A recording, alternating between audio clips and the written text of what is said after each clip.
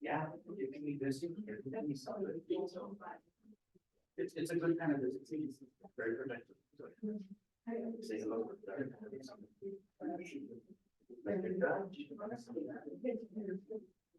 Judge.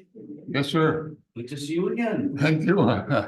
Hello, Good to be here, Tony. Gracias. As a matter of fact, I'm coming in from therapy right now. Okay. Yeah, they do therapy on my hand 3 times a week. And I just left the hospital Just now. coming in more. Hi, Good afternoon, Judge. How are good you? afternoon. Hi, how are How are you? you? Good, and you? Thank you. Back with us. Thank you. Hello, everybody. In action. In action, there you are. Yeah. Thank How you. are you? Doing great. How about you? Doing well. Gracias a Dios. Gracias a Dios.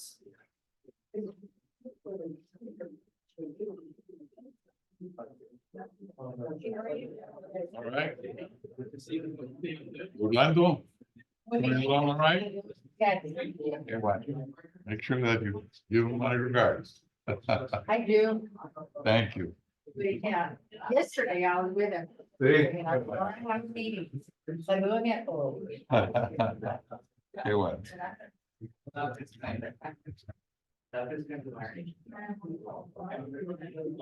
I'm sure he misses coming over. I don't doubt it. Oh, yeah. He misses it a lot. Yeah.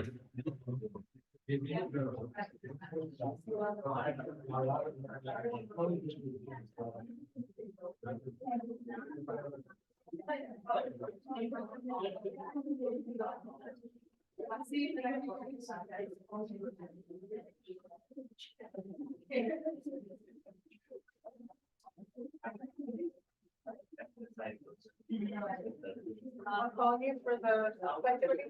Certainly.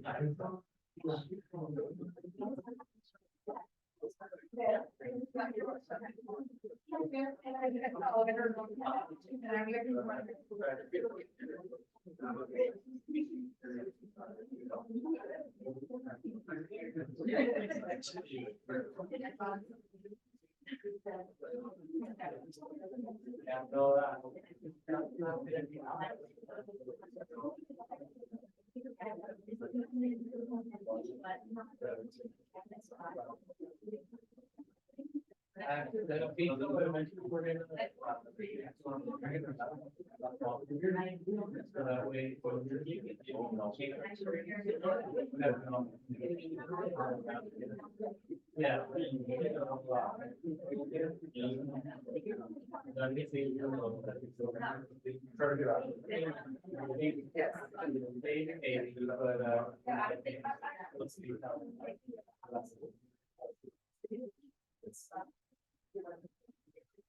Good, correct. All right, how are you?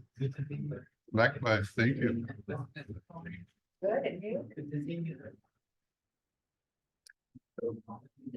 Rusty, I want to know.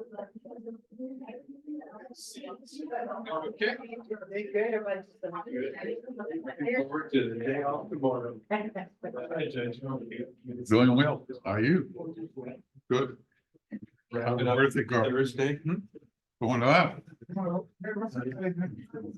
Muy bien, Muy bien, ¿cómo está usted? también, gracias. Mira, pido un favorcito porque sé que usted anda un poquito medio dedicado a eso, pero sí vamos a necesitar que usted hable si haga para adelante, pero es que no, porque si se retrasa, ya está muy lejos. No. La gente que no está viendo internet dice, "Hey, no se oye, no se oye, no se oye". Todos empiezan a meter. Nomás le encargo Le eso. agradezco. Sí, que no se esté separando. Muy bien, bueno, gracias.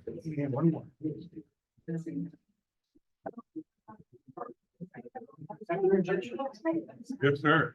Hey. ¿Cómo te va? Great, good to see you. Good. Likewise. Hello. Hi, Cindy. ¿Cómo te va? Muy bien. Good, well, thank you.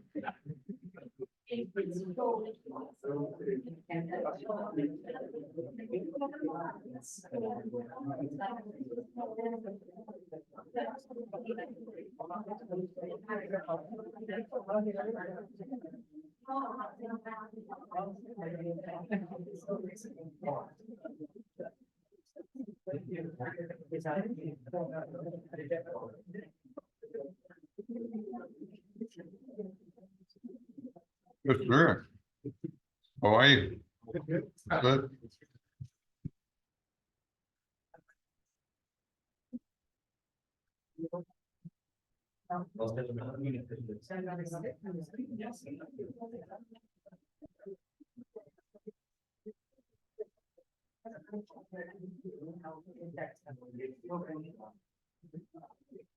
I mean, get down. How are you? How are you?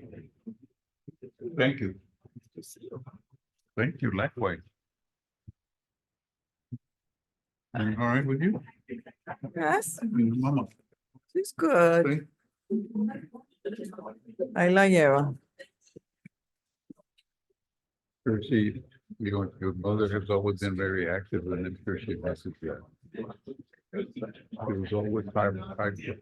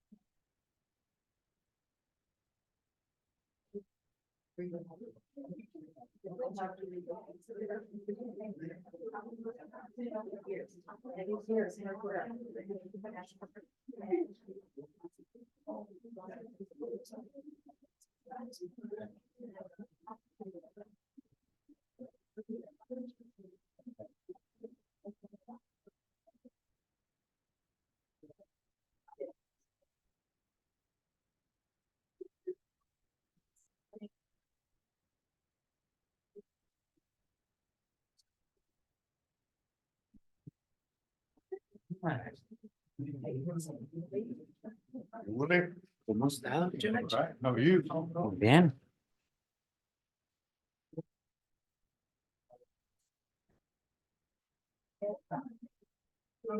Ready to go? Good afternoon, board members, college administration, staff, faculty, students, and guests. The time is 6:03 on this, the 28th day of March, 2024. And I call this meeting of the Laredo College Board of Trustees to order. If I can have Mr. Delgado do the prayer and Mr. Martinez pledge of allegiance, can you all please stand? Yes, ma'am.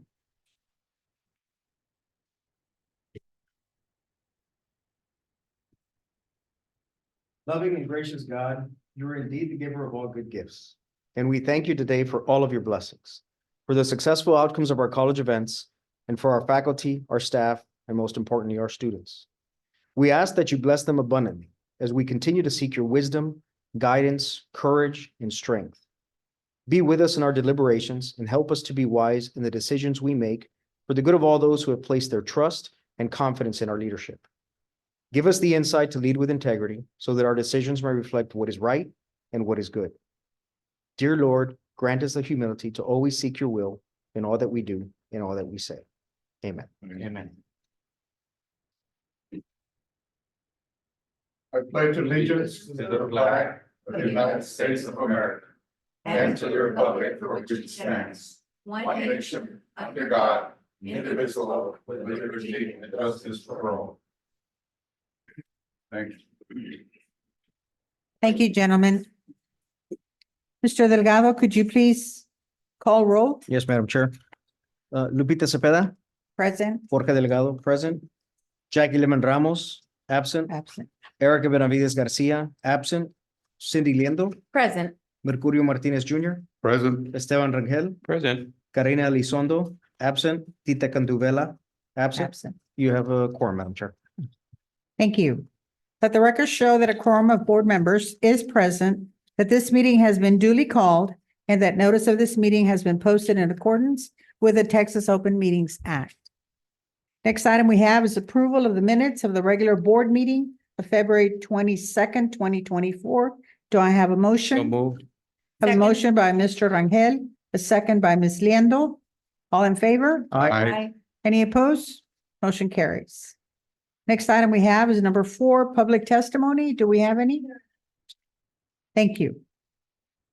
Number 5 is recognitions, introductions of personnel and new personnel actions for the month. 5A is introduction of personnel actions. Dr. Minita Ramirez.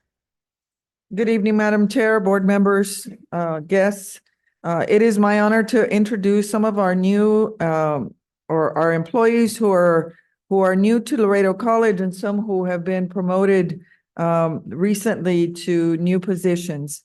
As I call your name, will you please come forward and meet our trustees, and then we'll take a photograph. Aaron F. Zuniga Alvarez, he's our new enrollment coach in the Office of Recruitment. Welcome, Aaron. Come forward. Myra A. Garza, social media specialist.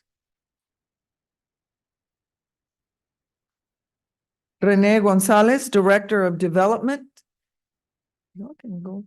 Y'all want to go say hi? All right. Yeah. Oh, we take the picture at last? Yes, at the Okay. end, that way they're not just standing there. Samantha M. Gonzalez, Instructional Assistant for Workforce. Jonathan P. Prado, Wildlife Technician. Is Jonathan here? Yes. Francisco J. Reyes, Grant Writer. Welcome, Frank. Ana Horgan, Administrative Assistant for the Dean of Community Education. We have 3 members, new members that couldn't be with us today. Lisa Avila, who's a teacher. Luis Chavez, a tutor coordinator for the South. Brendan Gonzalez, purchasing clerk, and Isai Oliva, clerk for Arts and Sciences.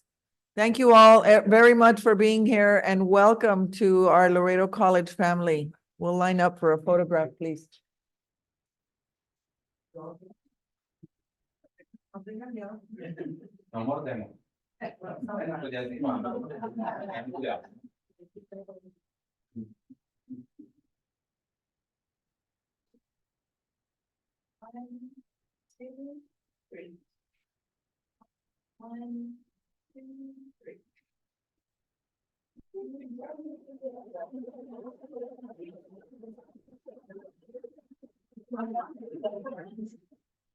Thank you.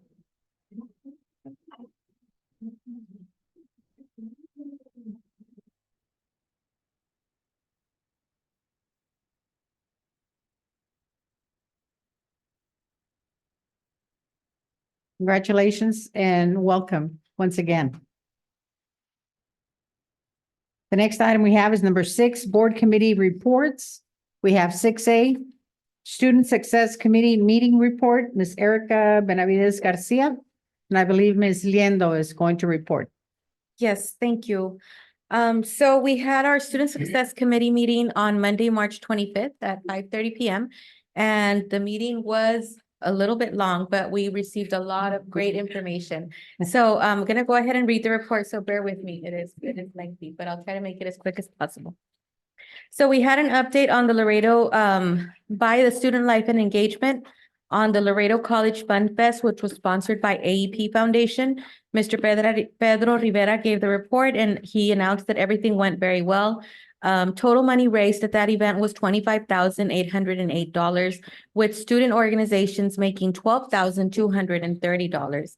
And it has been decided that next year there will be no more outsourcing to vendors. So that way, all of the money raised can stay with our LC student groups and departments. So we're very excited about that. There was also free booths. So some families who maybe didn't have money to spend at the event were also able to enjoy it with our free entertainment as well. The next item was on the Palomino Pathway Summit, also presented by Mr. Pedro Rivera. And he announced that the Leadership Summit will take place on Saturday, April 13th, and 200 students will be chosen to attend. The summit is aimed at preparing students with life after Laredo College. And there will be panelists attending and presenting for the summit, and they will be from the advisory council from different departments on campus. The Office of Student Life has collaborated with the marketing department, workforce education, enrollment, among others. And also he announced that there will be a career and job fair to be held on Thursday, April 25th at the Maravillo Gym. This will be open to the public. Mr. Rivera also presented a food services report, and he presented that since its inception, a total of 10,058 students have been served using the meal plan. So we were very happy to hear that number. And thus far in 2024, a total of 2,375 students have used the meal plan at least once. On average, approximately 691 students are using the meal plan. So we feel that it's been very successful, and of course, we want to continue to promote it so that students know that it's there for them. The vendors include Taco Palenque, Eduardo's, Chick-fil-A, Senderos, Gateway Bagel, and the South Campus has Eduardo's and Senderos. Ms. Elizondo did recommend that we get in touch with some food truck vendors to help out at the South Campus and also maybe in the evenings. So the staff will be looking into that. And in the fall, they're also going to be implementing a faculty and staff meal plan. So we're looking forward to that as well. There was an update on student success and services. Ms. Rebecca Herrera and Mr. Juan Garcia presented on transfer services. These services are now falling under the Division of Student Services and Support Services.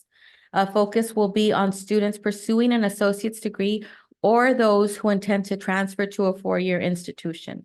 There was a survey of 2,300 students and the top 5 schools that they were interested in, which is TAMU, UTSA, Texas A&M, UT Health Science Center in San Antonio, and Texas A&M Kingsville.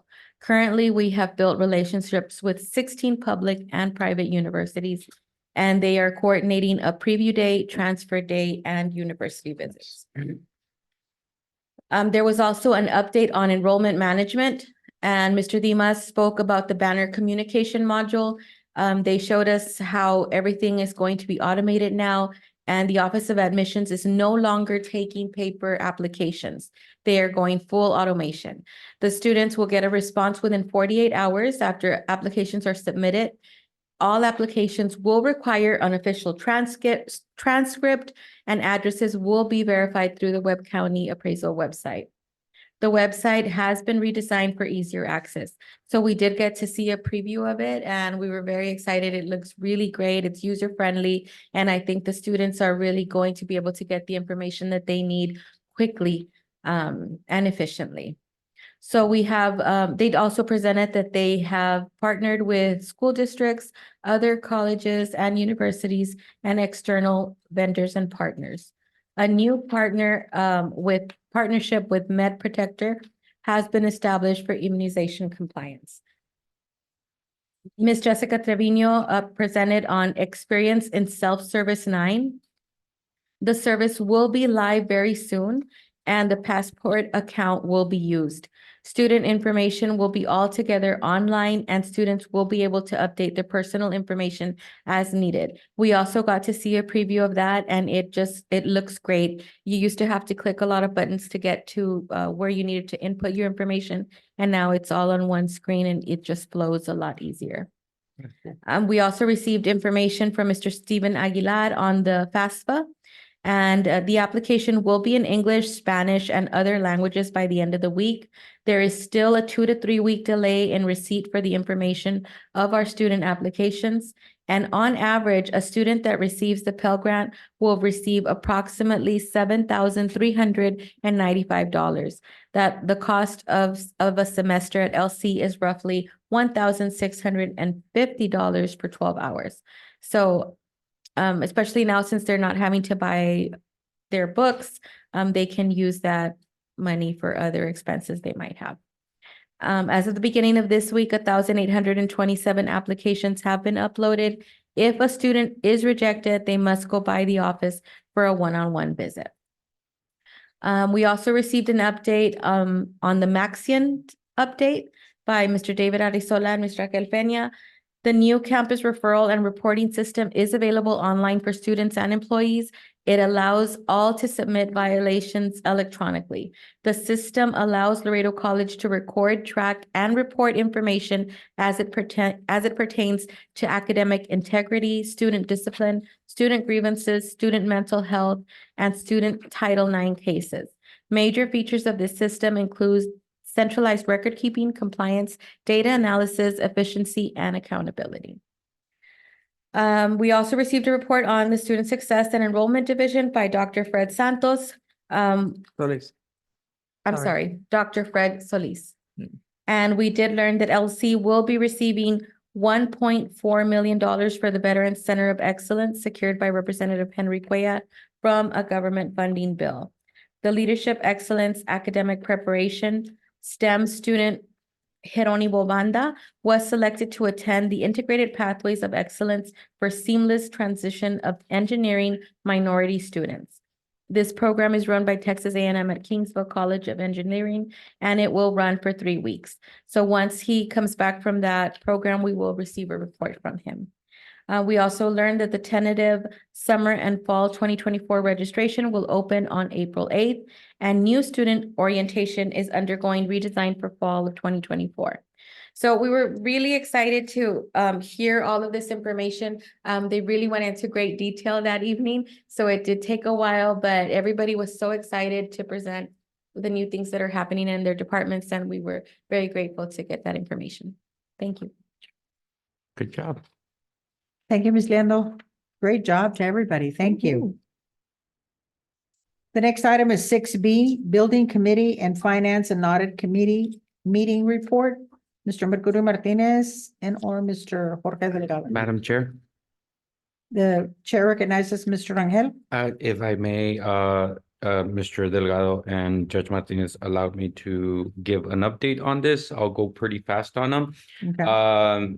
Pretty much we discussed on the building and the finance committee meeting, both on the MAC campus and on the south one.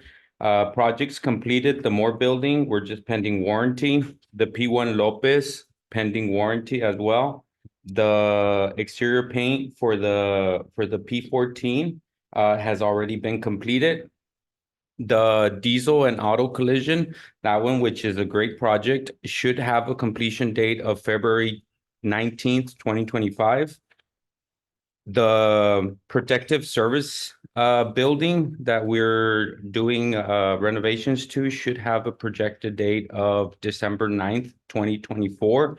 And the classroom that is being done there is hopefully gonna hold 94 seats for that building.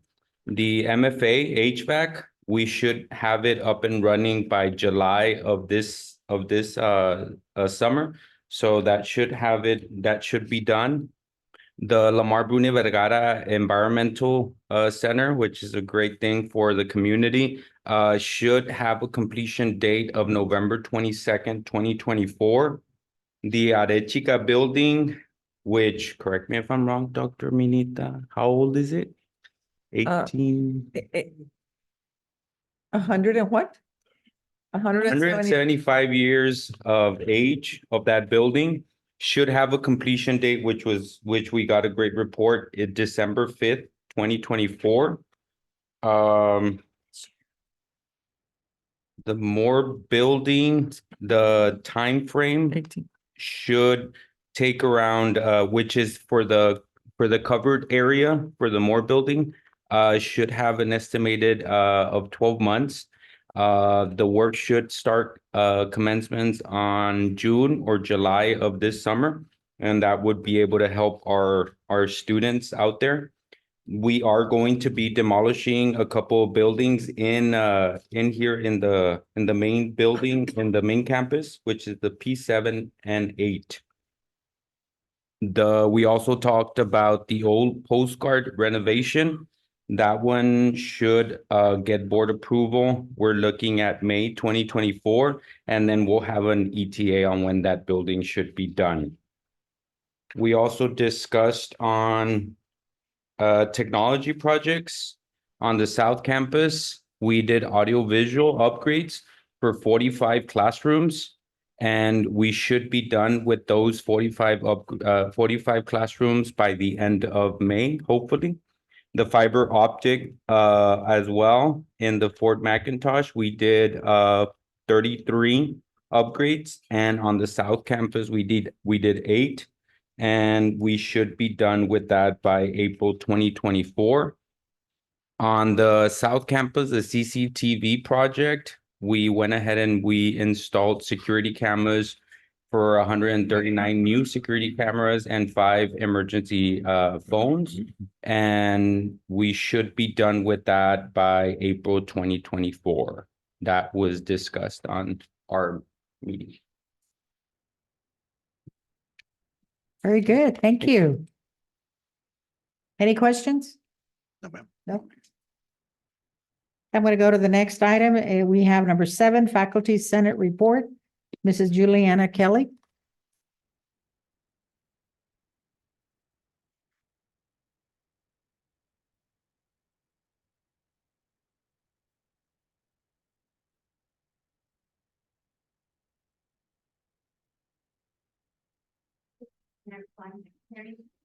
Yes.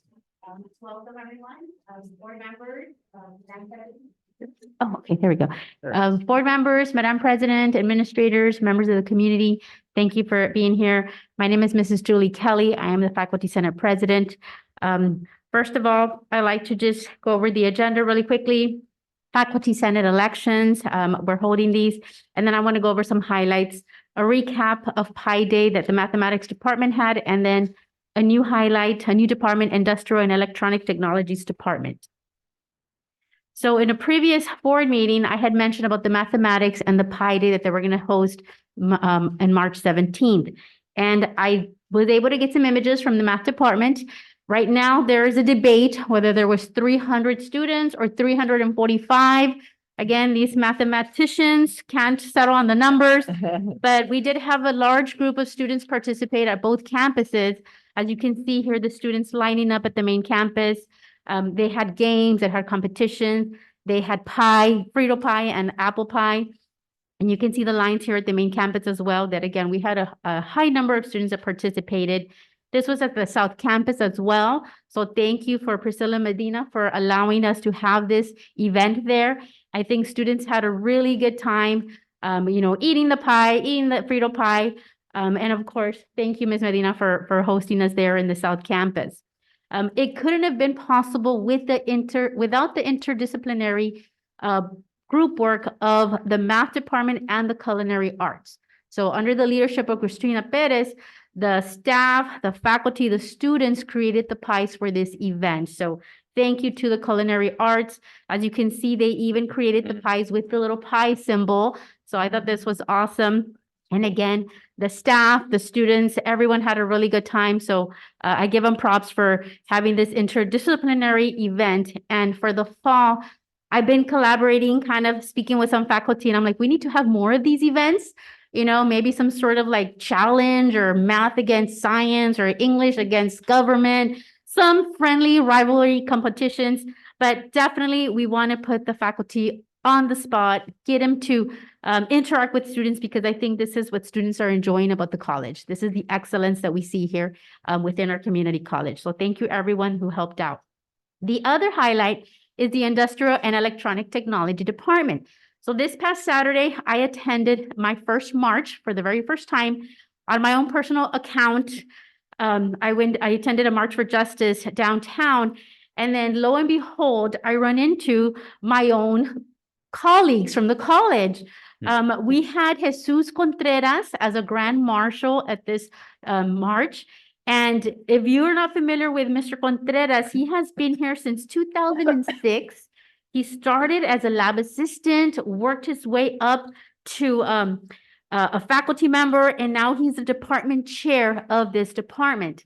And his history, just a slight history, why he was given this honorable title of Grand Marshal, is that he would work in the fields with his parents, picking asparagus since he was 13. So he has done the work. He's such a committed individual. And it wasn't just him that was honored and him marching at this event. It was his staff as well. They even were able to get a work study involved. So I really felt honored to be walking along these men because everybody was there for justice. And again, just like Cesar Chavez said, the fight was never about the grapes or the lettuce. It was always about people. So again, being there, partaking in this event, representing our college, I think it was such an honor again to walk along with these men at the march. Again, as you can see some of the images there, it was a really nice warm day, but they were there, they braved the elements. Again, we had so many members there participate. And then also our very own Dr. Solis participated. He was an honoree 2024. And again, if you don't know his history, he is such a great mentor. He is such an honorable person as well. And I'm so glad that he received this award because again, it just shows the leadership that we have here at Laredo College and the adventures that they take. And again, they're representing our school in a positive aspect. So I'm really honored to, again, have walked with Dr. Solis on this first march that I had, one of many more.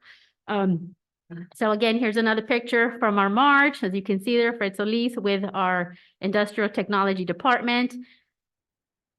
And then any questions? Any questions? Next month, I'm hoping that in the final board meeting, I'm hoping that we can have the results for our elections. And, hopefully we have some new fresh faces come in, but I'm looking forward to working with everyone that comes in.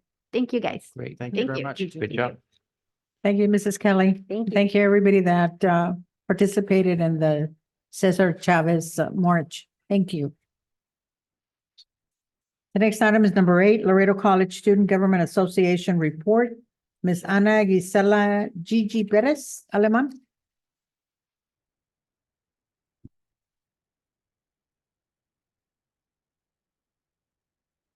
Good evening, everyone. Dr. Minita Ramirez, President. I'm going to give my report.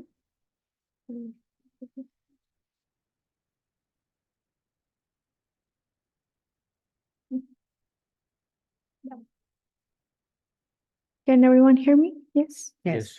I'm going to talk about the activities we have had here at LC. I'm going to start with Rec Day on February 22. I already mentioned that last time, but now I have like the pictures to show you what we.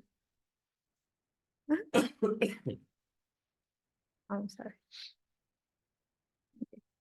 Students had the opportunity to have sessions, yoga sessions. Also, they had the opportunity to play with each other in a volleyball game. They also had the opportunity to play video games, and this was a whole day event. They had the opportunity to go to both gyms. I want to thank Ivan Cano, who made this possible. I'm not sure if it's here, but I want to thank him. Next, I want to let you all know that all the students were very, very happy during the Fun Fest. They had the opportunity to fundraise. We have a picture with Dr. Minita. They were very, very happy.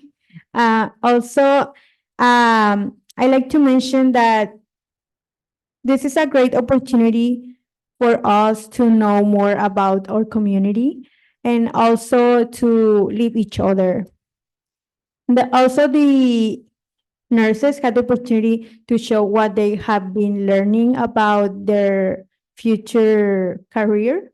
So myself, I also had the opportunity to talk to other people and present the shows we had during Fun Fest. It was very, very fun for me. And I'm very happy that you also give me the opportunity to talk in Spanish during this event. Is how I feel more comfortable, and I think the way I speak has made me like it's been better. Also, I want to mention about the Coffee with the Dean. This is not from Student Life, or this is not created from students, but it is for students. And I want to thank that every semester, every 8 courses, they have this coffee with the dean.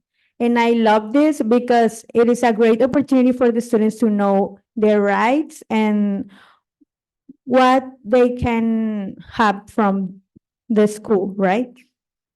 They show us like what can we have, for example, the laptops, the giveaways, also the services they offer for us, and food. Everyone is happy to have food. And this also makes students to get together and talk about their experience here at the college. So I'm very happy and I want to thank the dean because she always listen from us. Also, we have the Trio SS Scholarship finalists. They had a scholarship. I was awarded with this scholarship 2 times, and I'm very happy now other people have this great opportunity. For those who don't know what is Trio SS, it is for people with disability, students with disability, also first generation students like myself, and low income students. This helps a lot to the students to continue their education. And I want to thank Trio SS program because now, as you all can see, there were a lot of students who get this scholarship. And also I know people from there and were very, very happy that they got that opportunity. And also they had like a little party with like their food, drinks, cake. And also I want to thank I'm sorry, the college, ay, se me olvidó el nombre. Campus police, the campus police, because they every year talk about the importance of being safe and sober. And also I want to thank the Office of Student Life because they always give us these bebidas, que drinks that we can know they taste good without alcohol. And also the students had a lot of fun with the inflatables and also the little carritos. And also myself, I had the opportunity to have an activity for students to make candy bags. We will be donating the candy bags to an orphanage. We are planning on giving them next Thursday. I'm going by myself and also my advisor, Pedro Rivera, and we are going to donate them. And I like this activity because also the students like the activity because they feel like they are giving something to the community, right? And also this activity was made from the SGA budget. So basically it's the students' money and we want to use it to give to the community too. And also I want to mention about the Phi Theta Kappa Texas Regional Convention on the 7 and 9 March. I'm not going to cover it all because I realized that in the agenda, there's going to be the advisors. They are going to be talking about it, but I just want to mention that they had the opportunity to travel to Corpus Christi and they were awarded. And I also want to mention about the Frito Pie Day. As Miss Kelly said, the students were very happy about it. Many students told me that that's what they like to have. It's a perfect way to leave each other. And also they like, es una buena oportunidad para ver que la escuela no solo es aburrida. Like, matemáticas pueden ser divertidas, ¿verdad? Y pues les gustó mucho que usaron un término de matemáticas para poder hacer un evento social, ¿verdad? And I want to thank the math department and all los empleados. And also we had the big event on March 23rd. This was a great event because we helped on the beautification of the college, and also we help people. Okay, we help people in the food bank, Texas Food Bank. We had students in both places. We had people here at LC cleaning up El Paso del Indio, and also we had people at the food bank making food bags for elderly citizens.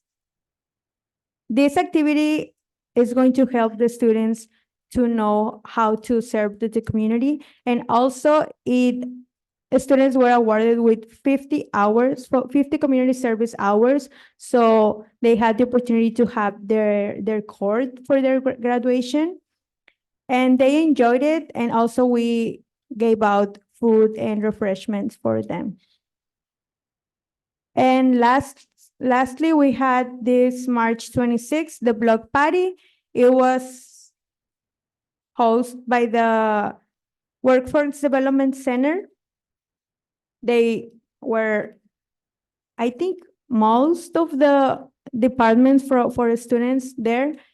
It was student life, trio, class, library, entre otros. And the students enjoyed this a lot. There was food, also little LC merch, pictures, and everything. The students enjoyed it, and also they had the opportunity to learn about the services we offer here. So we are very, very thankful to everyone who made this possible. And that's it. Thank you. And is there any questions? Chair recognizes Mr. Rangel. Great job, Ms. Gigi. If Thank you you. allow me, I was looking at my calendar, but I would love to go when you're gonna give those bags to the kids. Yeah. If my schedule permits, I would love to go and be there with you, and I mean, to support, just to support, and because I think that's a great thing for little kids. Yeah. in that Yes, of situation, course. If you allow me. So if I could know the times, and hopefully my schedule permits, I'd love to make it. Okay, we'll send you an email. Also, I would love to have students, not just from the STA, also from all the college. So Yeah. yes, of course, Yes, I'll send you an if email. my schedule hopefully allows it. Yeah, I'd love to go and help those kids. Thank you so much. Any other question? Great job. Thank you. Great job. Thank Thank you. you for all the information you had given us. Thank you. And well, it's not called an orphanage. It's Sacred Heart Children's Yes. Home, or? Yes. Okay. Okay. Real good. Thank you. Thank you. Keep up the great work. Yes. Next item I have is number 9, Staff Senate Report, but I understand Mr. Tovar is not here. Okay, so there's no report. I have number 10, which is the consent agenda. Madam Chair, if I may, if I'm in order, I'd like to approve items 10A and 10D, and possibly further discuss agenda items 10B and 10C that were in the Finance Committee. Okay, so You want to make a motion? Mr. Delgado has made a motion. Is that a motion? A motion to approve 10A and 10D. Second. Okay, so I have a motion to approve 10A and 10D, a second by Ms. Liendo and Mr. Rangel. Any discussion? All in favor? Aye. All right. Any opposed? Motion carries. Now, item 10B. Do you have a motion for ten B? Well, the one, and Madam Chair, if I'm in order, the only reason I asked to pull out ten B is this was discussed at length in the Finance and Audit Committee meeting, and I wanted to bring it to the rest of the board. More importantly to discuss as far as the efforts that are being placed with regards to the CDL program, but also more importantly to, over the past couple of days, I was granted the opportunities to reach out to several trucking companies and associations throughout our community. And I want to make sure and respectfully issue this to Dr. Ramirez that I think we really need to take more advantage of the private industry, especially the private industry that assists the college through various levels and through various entities, because of the fact that I think when it comes to public money, we need to make sure that we be good stewards of it. But if we're also have the capabilities to have private industry be able to assist us, especially with the purchase of two trucks, which I know judges mentioned on countless occasions, if not every board meeting, that we have anywhere between 15 to 20,000 trucks that are coming through, our beautiful city. But I think in an effort to try to save money and also be able to reach out to those private business entities that will be able to help out, most importantly, our students, we need to make sure that we take advantage of that. I think too often we, I guess become reluctant to try to see what grants we can get, but I think we need to put more of an effort to reaching out to the private industry and partnering up with them a little bit more. So did you want to, I don't know if anybody has any other questions. My own comment. Chair recognizes Mr. Narco? It was discussed and in great depth. If hopefully we could get a report of, not a report, just an update of when we are already established with TxDOT. And hopefully we could find out what is going, I guess what I'm trying to get at is how fast now it's going to be now that we are partnered up with TxDOT. I know that Ms. Cortez went ahead and told us that they're already in the pipelines of working with TxDOT and getting already certified. And I think, first of all, I think that's going to be a great thing for us, because it's just going to expedite our kids or our students to be able to grab that CDL. But if we could hopefully get an update of when that happens, but then on top of that, if we could get like a little breakdown of the structure of how it's going to work. So then that way we could be able to know how our system is going to be working, especially, like the judge, like VP Delgado mentioned, and the judge has mentioned how important this industry is for our community. I think that would be great. So we could be able to also even ourselves promote it, as I think as we already do, but promoted of how fast it would be able to get your CDL certifications and driver's license in LC. So if we could get that, that would be great. Chair recognizes Mr. Martinez. I'm going to follow up on his observation of the no ifs or buts about it. Our program with the Laredo College is going to have, once it starts, the formal program itself, it's going to have a tremendous influence and a tremendous impact in our industry.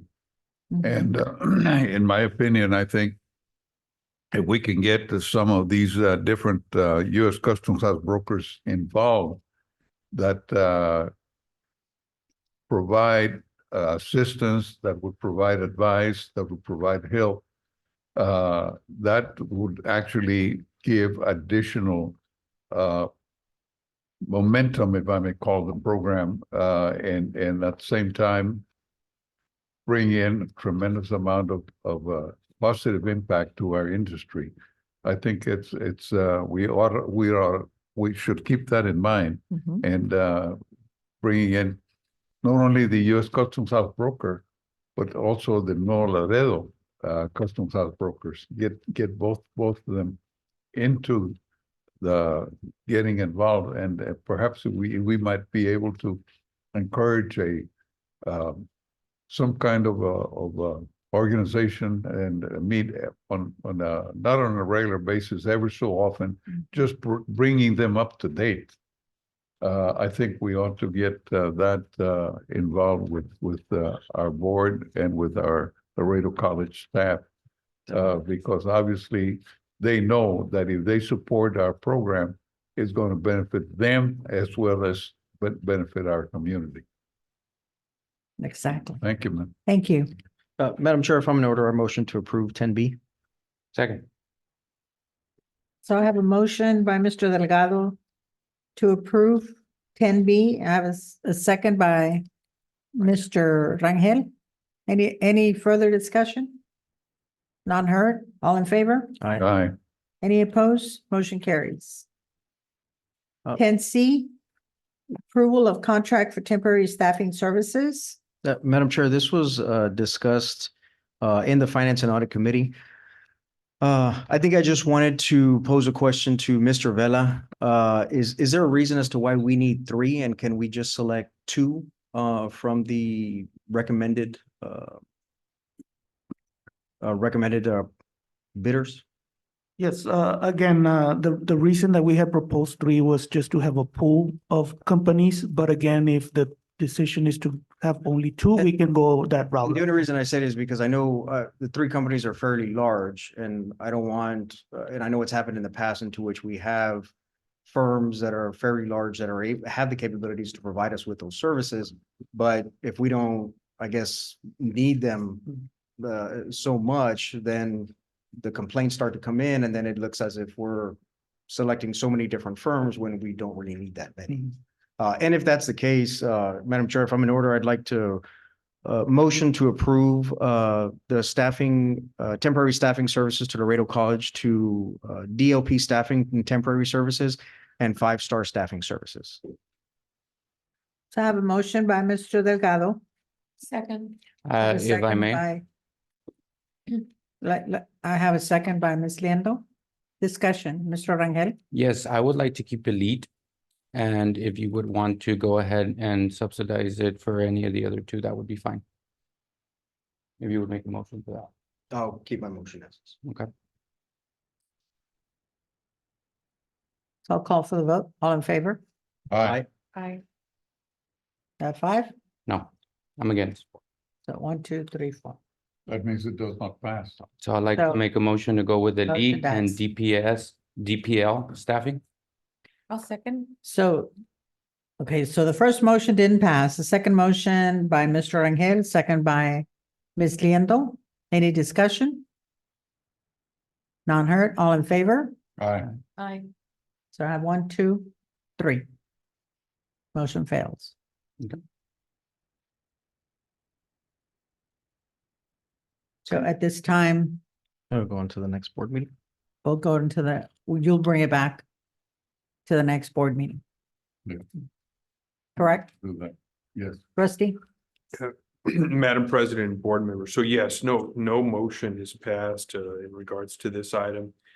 It doesn't have to be brought back, but if the board would like to consider it at the next meeting, certainly it could be. And I don't know if you'd like to have administration bring additional information to you. I mean, there are some confines that we have to follow with that because this is a formal process that was utilized to procure these services.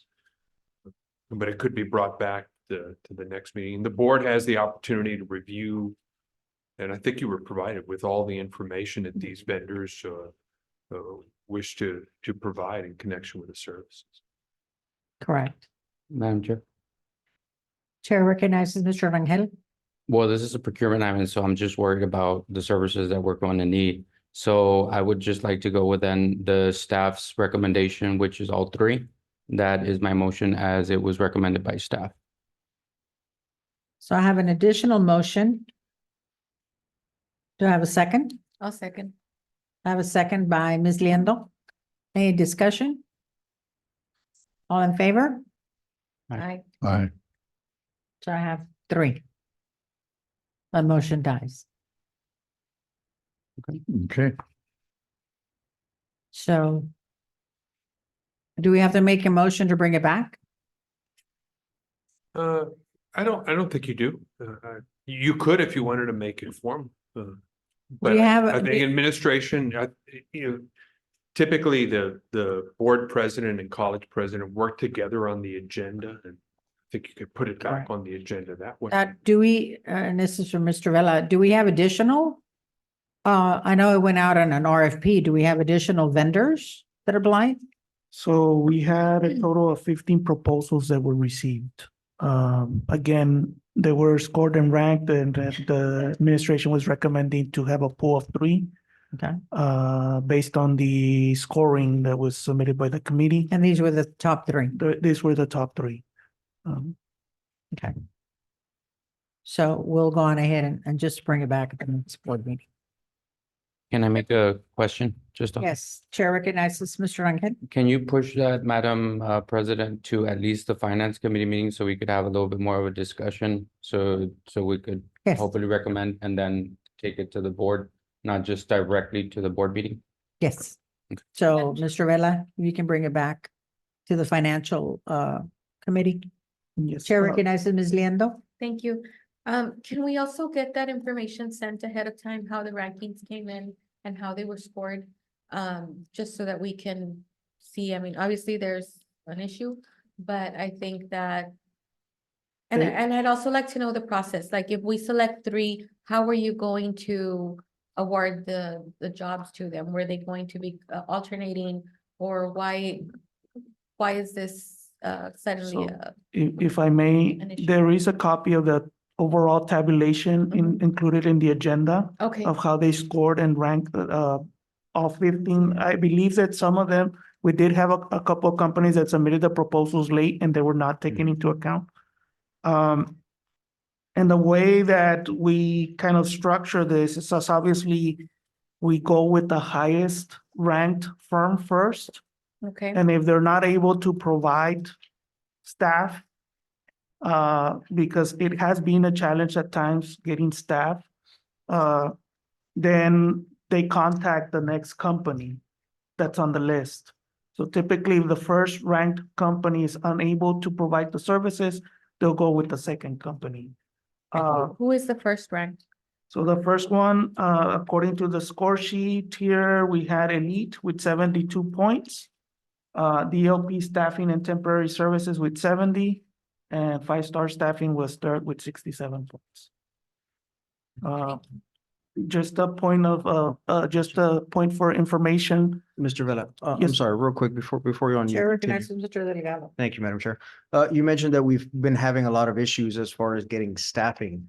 How long have these issues been present?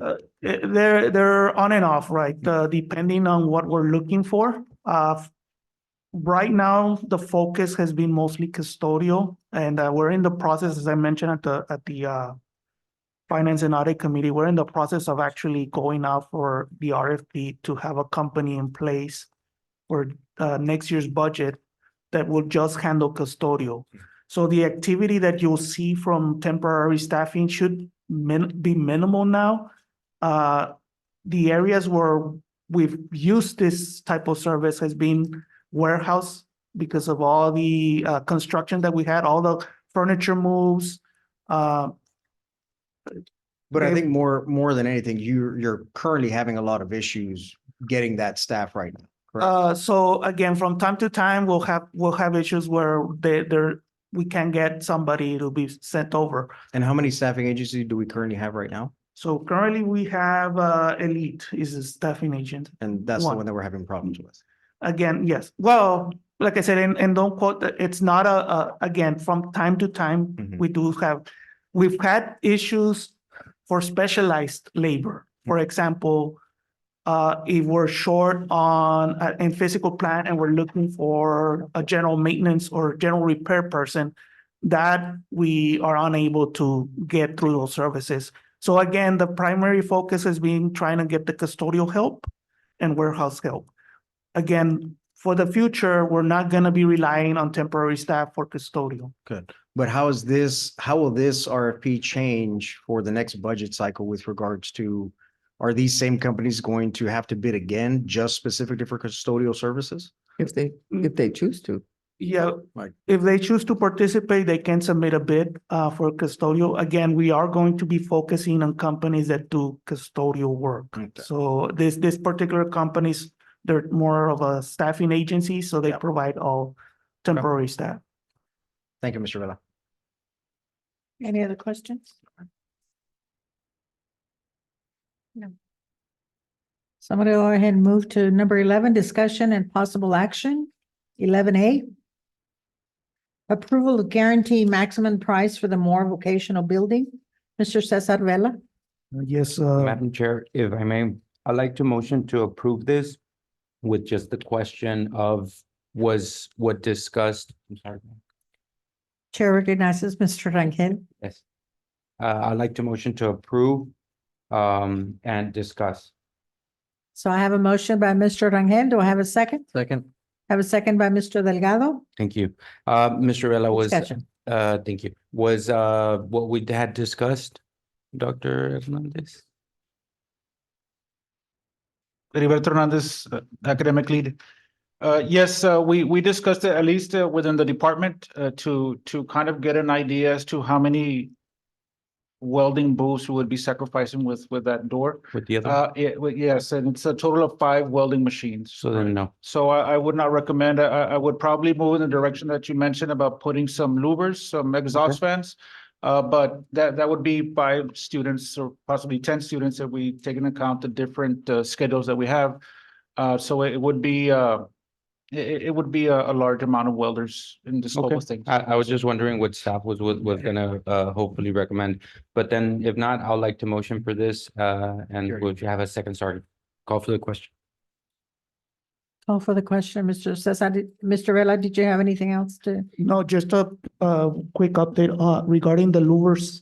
We are already they for that section that you were asking for us to look if we needed an overhead door in there. We do have louvers already on the plans for that building, so it wouldn't be an addition to add those louvers there. They're already included there. Great, thank you, sir. Okay, so call for the question. All in favor? Aye. Any opposed? Motion carries. 11B is approval of EMA becas scholarship matching funds as per donor requests. Dr. Madam Chair? Diana Ortiz. I'd like to make I'm sorry. I'd like to make a motion for 11B and C. It was discussed on the finance committee meeting. Okay, so I have a motion by Mr. Rangel to approve 11B and 11C and a second by Mr. Delgado. Any questions or any discussion? Just want to make a comment, that and I I- want to thank Dr. Ortiz for her work, and I know Ima Becas has been donating to the college for quite some time now, and I want to thank Dr. Ramirez and Dr. Ortiz and the entire team for making sure that we continue on with that relationship and that donation. It's truly admirable, so thank you very much. Thank you. So all in favor? Aye. Aye. Any opposed? Motion carries. Thank you, Dr. Ortiz. 11D, approval of the Forensic Science Technology Associate of Applied Science Degree Program, Dr. Heriberto Hernandez. Make a motion to approve this item as it was discussed. Second. So I have a motion by Mr. Rangel. I have a second by Mr. Delgado. Any discussion or anything that you have to let us know? No, Additional? just thank the board for the support, and just a side note, there has been a tremendous amount of interest in this program, so that's always a good sign. Okay, good. Thank you. All in favor? Aye. Any opposed? Motion carries. Thank you, Dr. Hernandez. Madam Chair. I Chair recognizes Dr. Ramirez. would like to, on this new program, this Forensic Science Technology Program, I would like to thank Laredo Police Chief Mike Rodriguez, who brought it to our attention of the high need, and Dr. Hernandez and Mr. Maciel, who've been working on the components that are needed to establish this program. All of the instructional materials, the syllabus, everything, they've been working on making sure that not only do we have the right equipment, but that we have the right space, and then that we have the right instructors. And so this is going to be a huge addition for us. they do not have to be certified peace officers to enter into this program. And so I think that's the key to this component. And I think it's going to prove to be a very positive step forward in our Homeland Security Department. Thank you, Dr. Ramirez. Any questions? So I'm going to go into number 12, information items. The first item is 12A, report on the 2024 National Legislative Summit. Ms. Karina Elizondo and Mr. Esteban Rangel. Yes, thank you, Madam Chair. I'm going to go ahead and cover it on behalf of myself and Ms. Elizondo. I tried to sum up as much as I could or remembered. The ACCT priorities that were discussed was the boost of workforce development, of how important it was for especially community colleges, from the Pell Grant to strengthening workforce, innovation and opportunities. Fund keys were also very important that was discussed on supporting student success and also strengthening job training, career and technology. The focus on tax policy was also discussed at that time from the rural community colleges, which those suffer a lot. And then also on the Pell Grant and modification of the AOTC organization and the LLC. Community colleges' interest in Farm Bill. They discussed that in length on the SNAP and how important it was. Providing the pathway for citizenship, that was also discussed in that of how important it was on that for people there. Strengthening accountability and transparency was also something that was very much discussed. Another one that went into a huge length was the COVID relief. They wanted to go ahead and sum up of how important it was for to know how much money was distributed. I believe in March 27th, 2020, the government went ahead and did $2.2 trillion, which 14 billion went to higher ed. Then we broke out into teams and we went into different, there were a couple of board members and one was from a mid-sized college, which was similar to us. They had around, I believe it was like around 22,000 students. I went ahead and I discussed on our part. They went ahead and they said that they used around 12 to 14% of that money to technology. I didn't know our percentage, so I didn't actually say. But what I did mention was one of the ones that I think was very important for us was what Dr. Minita went ahead and brought to the board, which was helping the kids for food. I mentioned to that, and a lot of them were like, that was a really good initiative that you all did. So I said kudos to our president that she was the one that brought it on board. And I told him, I said, you should have seen how much it impacted our community.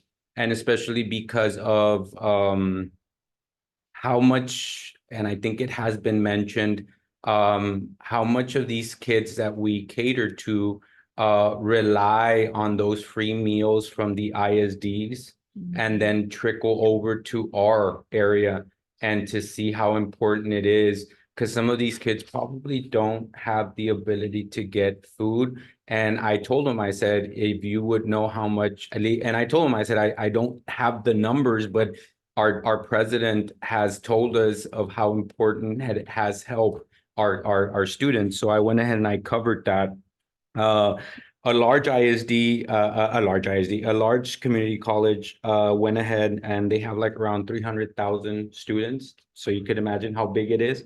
They went ahead and they said that this bill went ahead and helped around 35,000 degrees in certification.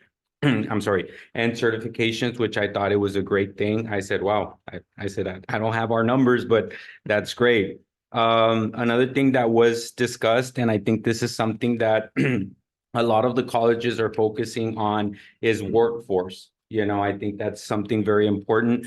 It was touched on 6 components, everything from paid enrollment to wages to on-the-job training. And especially it went into depth because a lot of them said that, you know, kids nowadays learn just over the phone, and they need to be taught how to do certain things, everything from like welding to computers to I mean, because kids pretty much are very different from, I guess our era. So they went ahead and they talked about that. They went ahead and they spoke on the workforce. They went ahead and they said that under the Biden-Harris administration, $330 million in grants were given to higher ed, and I guess it was distributed throughout our nation. They went from how important it was for the student, the college, and then also how much important I'm sorry, how much important it was for our community and how much that workforce, and as we see it right now with Ms. Cortez, when we're talking about CDL, how important that impacts our community, especially for us that we're number one land import for the nation, of how much that benefits our community. So I talked about a little bit about our CDL program. That's why I want to get a little bit more familiar with our program of how fast now we're going to do that, because I think every college has its forte, and one of our things that we should, I guess, we should be very proud of is our import export, I guess, community that we have. And I think we should put it out there of what the college is actually doing to be able to help our workforce, because there's no doubt that also helps our community a lot. Another thing that they discussed a lot, and it went into huge discussions, was on the rural community colleges, of how to help them because of funding sources that they are very limited to. So they went ahead and they did that. Keynote speakers that I was very, one of them especially, the other one I was kind of like, wow. One of them that I really wanted to hear out was Ms. Walter Amy.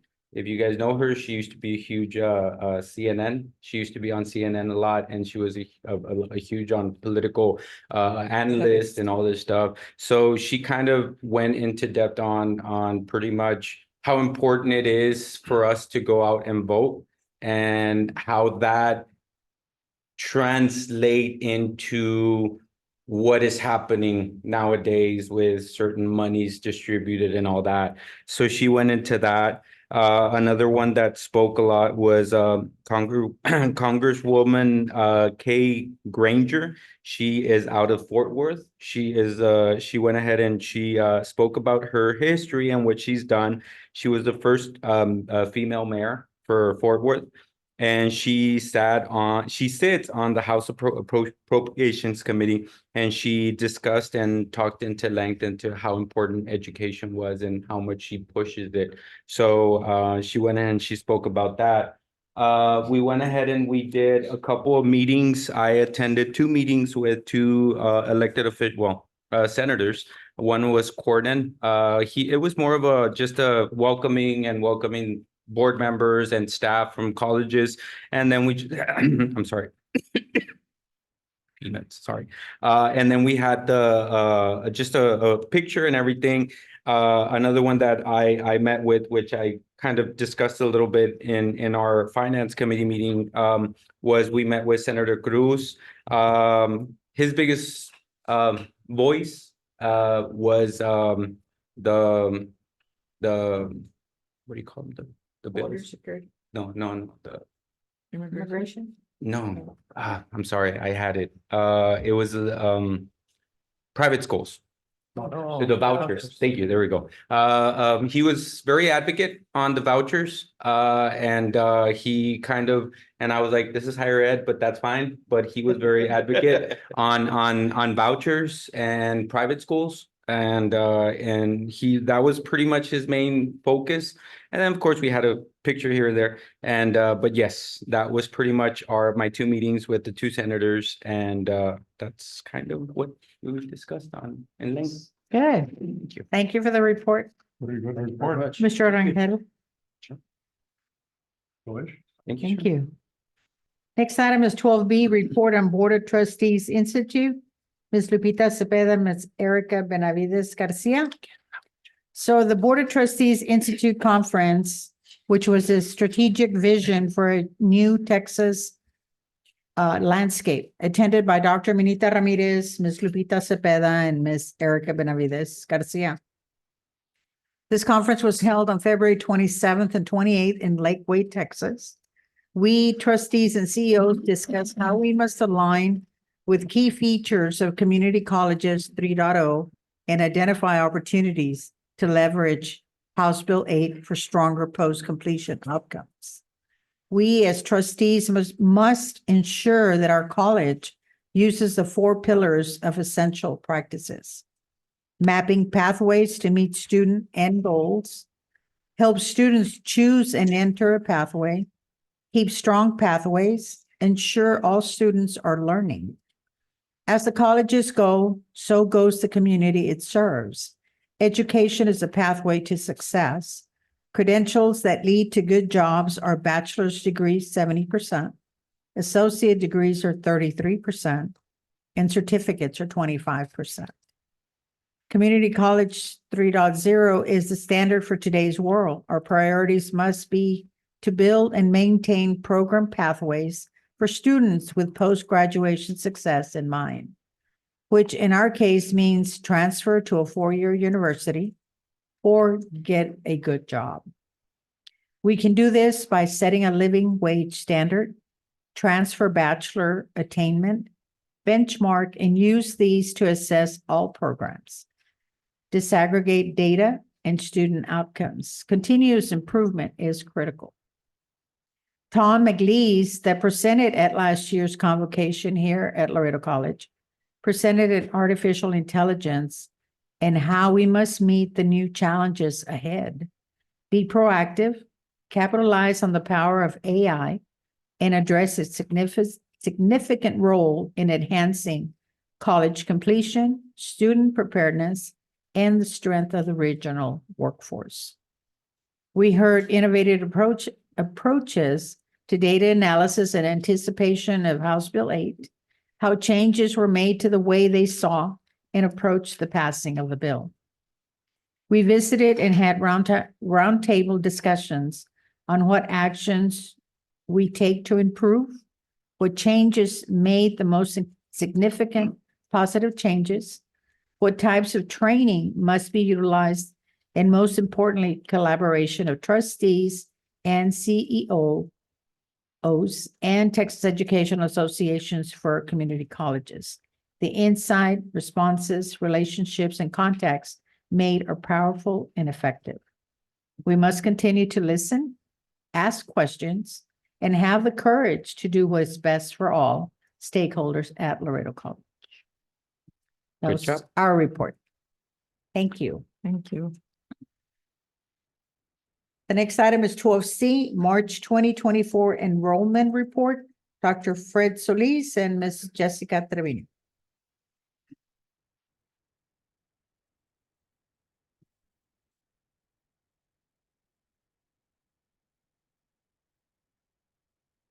Good evening, Madam Chair, board members, President Ramirez, Fred Solis, Vice President for Student Success and Enrollment. Along with me is. Good evening, Jessica Trevino, Associate Vice President of Enrollment for the record. I would like to start off my presentation by bringing closure to the enrollment for the spring semester. As we know, the second 8 weeks of the spring semester started on March 18th. And by this time, all registrations have already ceased for the spring semester. However, we are prepping up for May semester and summer and fall registration. We will open up on April the 8th, as was noted on our Student Success Committee meeting previously. Currently, we have advised over 600 students, prepping them for summer and fall, and the advising continues to be ongoing and will continue to be ongoing until the fall semester begins. Our preliminary final numbers turned out to be quite successful. For the spring of 2024, we ended up with our preliminary final number of 10,172 students. That total puts us over 8% based from last year's spring enrollment. And so you can see the increases across the different categories of student populations as well. We had assigned to ourselves a 5% projection as well. And I'm happy to say that we also exceeded that 5% projection that was previously planned for. Very good. So what does that mean as we contemplate the remainder of this school year, which now includes the summer or upcoming summer? This particular graph will show you the ebb and flow of enrollments that have occurred over the last 14 years. And if we consider the annual enrollment, we have an average annual enrollment of 24,626. That annual enrollment consists of the enrollments of the fall, the spring, and the summers combined. Right now, in our 23-24 school year, we're still pending summer enrollment. So again, this number I'm very confident that this number will inch and possibly exceed the average that we normally have, that we've acquired over the last 14 years. Similarly, for the non-credit courses, this particular graph will show that for non-credit courses, we have an annual enrollment of about 4,807 students. This includes enrollments across all the 4 quarters that comprise the annual season for continuing ed or non-credit courses.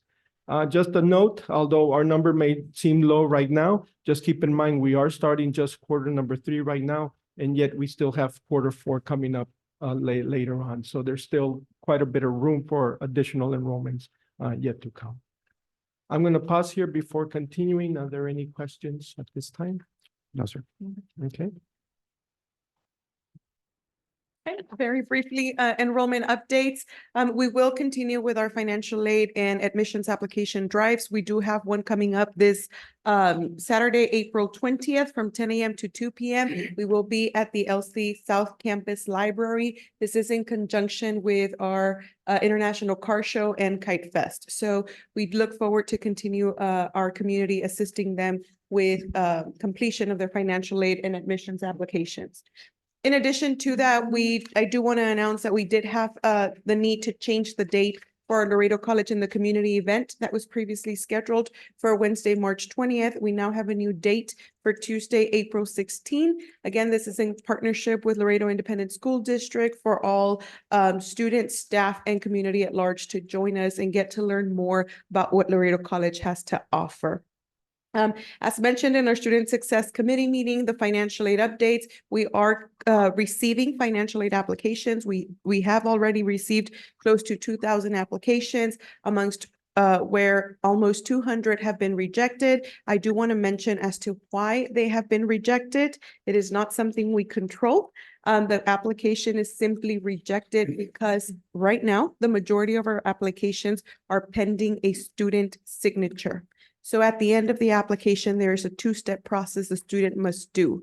The student must invite a contributor to submit information on the application, but then further down the page, there is a sign button, and that is the button that is being left unclicked.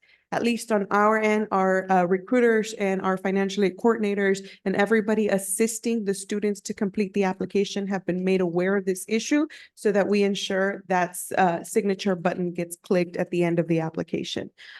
This doesn't mean that these 197 students won't get aid. This just means we have to contact them to make sure that they do sign that application and they submit. Yes. I think you need to clarify who rejects them when they get rejected, Okay. not us. Not us. Yes, that is not on us. It is the Department of Education that sends us the rejected file because it is missing that one signature there. Okay. Okay. And last but not least, I do want to announce that the Banner Student Self-Service Portal that Ms. Liendo mentioned is now live. We were able to do some final checks and balances. Everything seems to be working fine, but we will not know if there is something that doesn't work unless we actually release it. If you're not very familiar with what Banner Student Self-Service does, it is, like Ms. Liendo mentioned, that one-stop service area for the student. So the student will be able to see all of their personal information. They are able to update their personal phone number, their email address. They will be able to update their address at one point so that we always have the latest contact information for the student and they find everything in one place.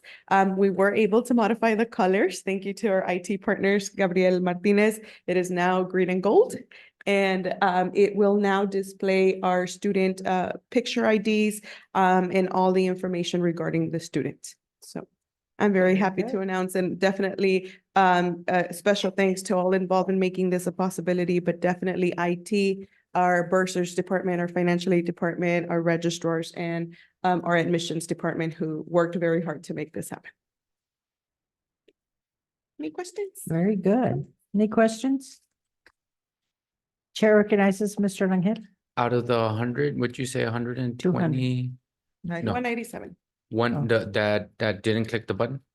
The majority of them didn't click the button. There's Mm. rejected files that come in for other reasons, such as conflicting information or the contributor forgot to sign. So there's various reasons why the file How could much be were there? How many students? in total. Yeah, that you mentioned that didn't click it? Well, we have a total of 197 rejected files. Okay, so, Out of- but we don't know out of those didn't just The click. majority are the pending signature cases, but we do have a few that got rejected for other reasons. I Yeah. do not have the exact number for you. And we reached out to most Yes. of all of them. Yes, we're reaching out to all of them so that we can catch them right now Okay. to actually click the submit button. But I do want to mention that the Department of Education still has on hold the opportunity to go back into the system to actually do corrections. So that feature is not yet live in the system. So we're waiting. Madam Yeah. Chair.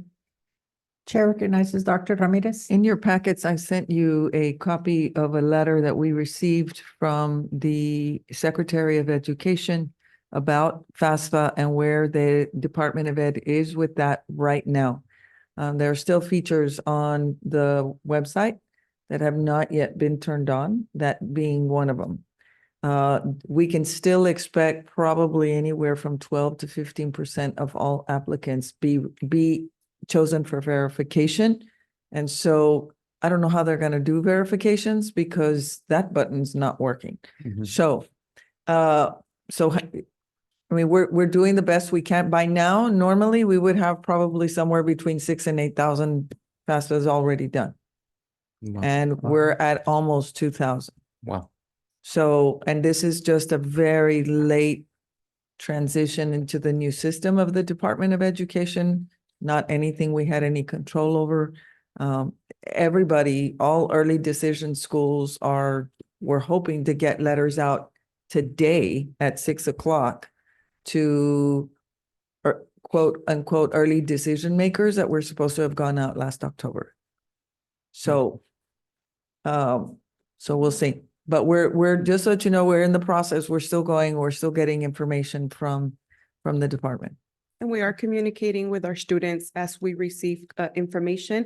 We immediately release it with an update. Okay, good job. Thank you. Thank you. Thank you. Thank you so much. Great job.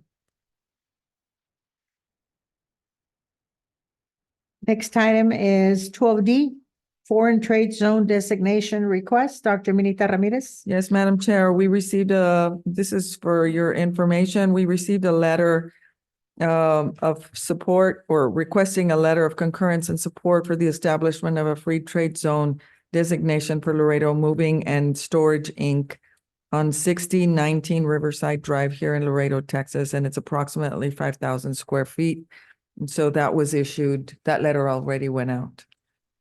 We are in support of that. Yes, sir. You all authorized me several meetings ago to go ahead and authorize these already. So That's very important for us, frankly. Thank you.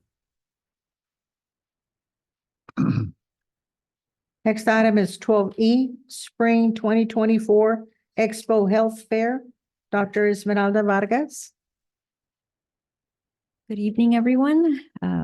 Madam President, trustees, Dr. Ramirez. I'm Dr. Esmeralda Vargas, PTA Program Director and Acting Dean of Health Sciences. I'm very excited to announce that the Health Sciences will be hosting its first annual Spring Expo Health Fair. So it's going to give the students an opportunity. Well, first of all, the Health Sciences will be able to showcase all the great programs that we have, and the students will have an opportunity to be able to educate the community on health conditions and building a healthier lifestyle. We are collaborating with other programs throughout the college. So we will be having like the dental assistant program that's coming from continuing education. Adult education will be there, as well as other academic programs. We are also going to have some members from the community who will be there to provide information to the public on resources available, some screenings that are going to take place. So again, I hope you have an opportunity to stop by on April the 9th from 3 to 7 at the College of Health Sciences at the South Campus. You're welcome Thank to you. come. Thank you.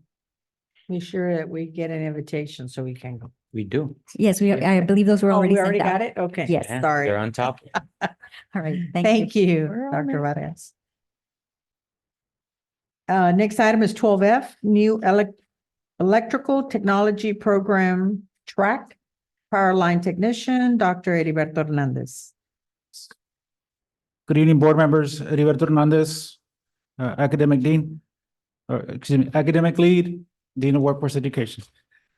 This item is to inform the board that we're looking into adding a new program track to our electrical technology program.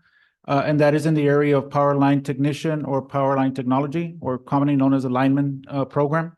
So currently, our students in our electrical technology program start off with a residential award and have the option of moving on to a commercial industrial award. Now students would have the option of starting with a power line technician award and having the option to move into an industrial award. Right, so the power line and the industrial awards complement each other, and then high voltages and equipment and techniques. So it'll be a good fit for our program. This is a minor change to the program, so it doesn't require a full approval process. It's just another option for our students and supporting the industry need in that area. Good job. Madam Chair. Chair recognizes Mr. Martinez. I just want to compliment you and really you taking the initiative on this particular program. And the reason for it is because right now, as I'm sure you are very much aware, there's a tremendous amount of demand in the electricity industry and in the power lines. And right now, also, to be specific in our area, as far as in where I'm fortunate enough to own some land, some property, there's a great interest in actually having more of those windmills that generate power. And as a consequence, there's more and more activity really getting into that field and into that particular industry. And to the point that right now there's also several major companies within the industry that are approaching those of us that are fortunate enough to have ownership of land, and where the power line goes through. They are actually looking at setting up a storage facility where that additional power is actually stored. And as demand increases, then they will release it through it and to provide the power that is needed throughout that where all of that activity is going on. So I do compliment you on it, and it's a type of an industry that is going to have a major impact in our community. Definitely, Judge. Thank you. But I would be remiss if I didn't also include Dean Cortez and her team and the work that they did in researching the industry and planting that seed for this program. The reason it shifted over to the workforce is just to remove the barrier of the cost to the student. Right. So, but they definitely laid the groundwork for this program. We hope to roll it out in the spring of 25. So hopefully we can start that program under the workforce credit side. Excellent. Yes, sir. Chair recognizes Dr. Ramirez. Yes, Madam Chair, Dr. Hernandez and Dean Cortez have been working on this since I got here. We got a small well, it was not that small, but it was a donation from AEP. Mr. Tony Arce brought us a check to do some of the lay the groundwork and seed money for this program. And so when I asked Dr. Hernandez to take it over and to try to get it to where we could get it on the credit side, and that way students could actually try to use financial aid to cover the cost of the tuition. Very quickly, he reached out to Mr. Arce and, thanks to AP, who is a great partner for Laredo College, they're working together on also possibly donating some of the equipment that we need to do the training and teaching of this program. So I did want to recognize Mr. Arce for his efforts in helping us get this program off the ground. Excellent. Good job. Thank you.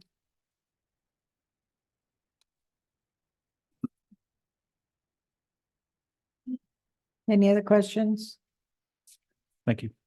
Thank you, Dr. Hernandez.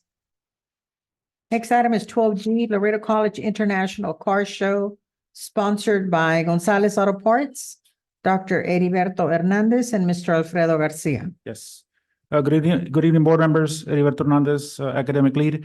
Unfortunately, Mr. Garcia couldn't join us today because he's actually teaching class in the auto collision program, but he has been instrumental in the success of our car shows. But I would like to call up Ms. Dean Medina, who has also been instrumental in planning this event. Last year's event, the car show was a tremendous success. This year we're taking it international, so we're hoping to attract some international participants to the car show. Again, I can't stress the importance of these events in recruiting students. We've seen a tremendous growth in our auto collision program from last year, and I attested to events like this. Right now, we're at capacity because we have a minimal space due to the expansion, but hopefully after the expansion is completed, we'll have tremendous amount of space, and I have no doubt that we'll fill up the enrollment because of events like this. But I'd like to pass it over to Dean Medina. She has the details of the car show because her team has really been the ones that are behind the scenes working on making this a successful event. Good evening, board members, Madam Chair, Dr. Minita Ramirez. My name is Priscilla Medina for the record. And again, yes, we're very excited to have this, the Laredo College International Car Show. And this year we are hoping to have more of the entries. Last year we had over 200 entries. So Mr. Garcia has been really working hard in trying to pass the word out for having additional entries this year. And we are excited since it's an international that we're hoping to get additional international cars come in. So we are excited along with the car show that registration begins at 8 in the morning. And the event will run from 10 to 2.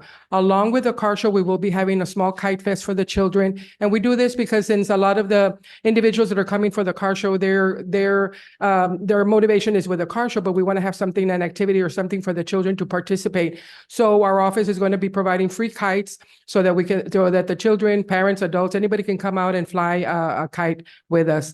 I also want to thank Pedro Rivera for the student clubs. They're going to be out there and they're going to be selling some food items.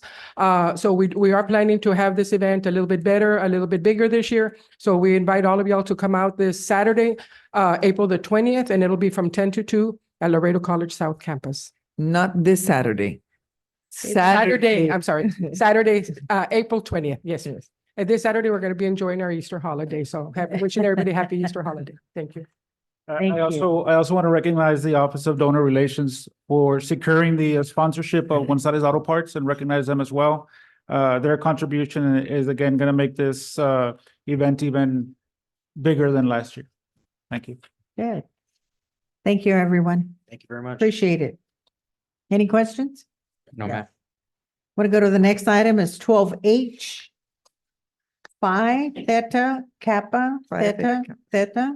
Oh, that's the way it's. well, Phi Theta Chapter Kappa earning. Phi Five. Phi Theta Kappa. Chapter for 20th consecutive year, Dr. Horacio Salinas, Ms. Laura Ramirez Cruz. Good evening, Madam President, board members, Dr. Ramirez. This is a big deal. I'm gonna read a statement, but with me here is, there she is. Ms. Ramirez Cruz, who has been the lead advisor for the last 17 of those 20 years. Mr. Rene Montemayor, who has been, I guess, when he was my co-chair, I guess 18, 19 years ago.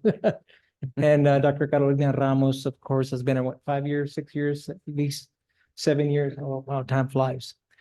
This is the backbone of Phi Theta Kappa. Now, let me read a statement very quickly, but first of all, I do want to thank the board and Dr. Ramirez and the administration for the support that you all have given Phi Theta Kappa.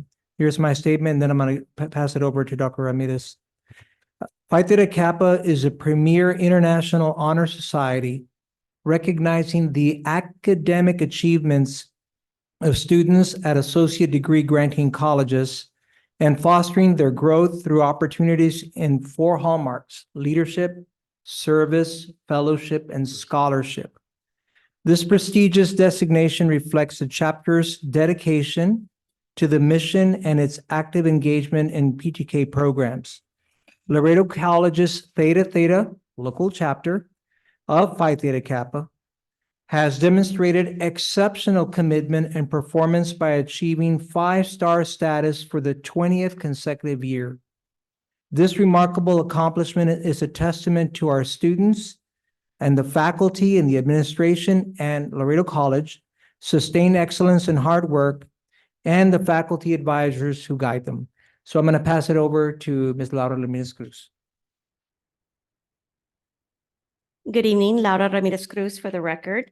Good evening, Dr. Ramirez and members of the Board of Trustees. As Dr. Salinas has already said, Phi Theta Kappa is the honor society at Laredo College. This organization has existed on the Laredo College campus for 72 years. We were actually chartered in 1952. And as a side note, I recently came across the original charter for Phi Theta Kappa that I happen to have in my office that I found recently that is being matted and framed, and I would like to present that to the Board of Trustees. Original signatures of the original charter members from 1952. So I would like to present that at a later time once that document is ready. And if possible, be displayed here on campus. Just a few comments about Phi Theta Kappa at Laredo College. As Dr. Horacio Salinas explained, this organization is really a cornerstone of student academic success at Laredo College.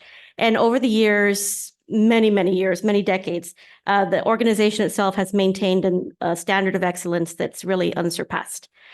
Our chapter in particular is one of the oldest chapters in the Texas region. There are 94 chapters in the Texas region today, and Theta Theta chapter has existed for decades, right, since 1952, as I said. Some of the things that we've done over the years and in order to earn this recognition as a 5-star chapter, the plan itself includes things like enhancing the academic environment at the college in which you participate, engaging in leadership development for our student leaders, having our student leaders participate in active community service activities, having our student leaders follow the idea and the concept of fellowship, not only with members at their own campus, but throughout the Texas region and throughout Phi Theta Kappa International, which includes about 1,300 chapters worldwide.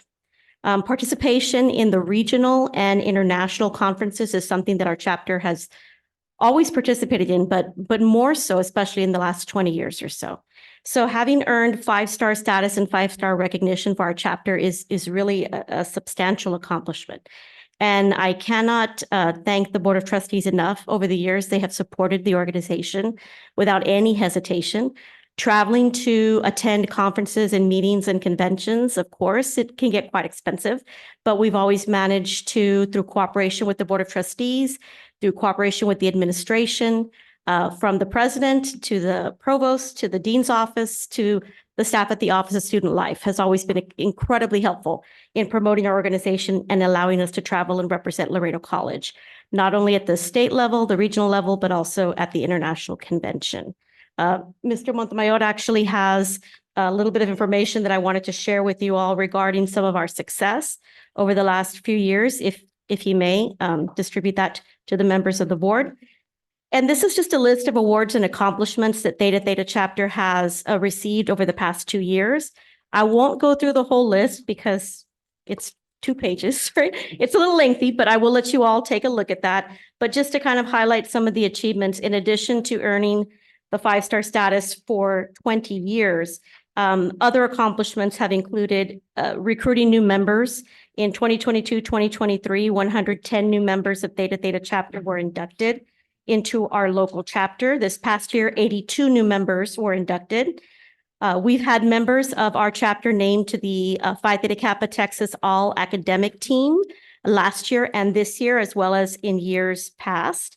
Our students have attended conferences, including the Texas Honors Institute, the Texas Leadership Conference, the District 5 meeting, and the Catalyst Convention, which is Phi Theta Kappa's international convention, over the past 20 years. We've had officers inducted into the Texas Region District 5 Hall of Honor, and our students have received awards in the various projects that we conduct on campus, including our college project and one Phi Theta Kappa project known as the Honors in Action Project.